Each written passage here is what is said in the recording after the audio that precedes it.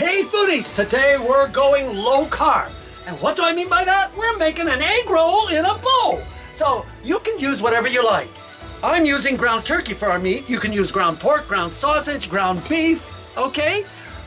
And what we're going to do today is start off by throwing in your meat and get it browned off. Like I've got this one browned off. And then what we're gonna do after we do that is I've already made a sauce over here I need to tell you about with soy sauce, ginger, a little 5-spice, Chinese style spice. You don't have to put 5-spice, just put ginger with your low sodium soy sauce. A little sugar, okay? And then make sure you salt and pepper your meat, okay? There's your meat. And then I have this brown, so in we go with our onion. We need a half onion, diced small, and some julienne carrots. As you can see, I have julienne the carrots. What's a julienne carrot, you ask? Here's one right here. It's like a matchstick.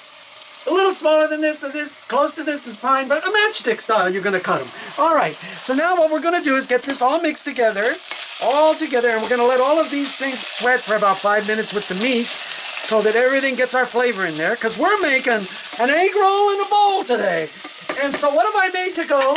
I have cabbage, and I have some Swiss chard I had in the refrigerator, and this is going to be our roughage, okay? We need fiber, but this is gonna be minus the rice. No rice, because we're going low carb. All right, so there we have it.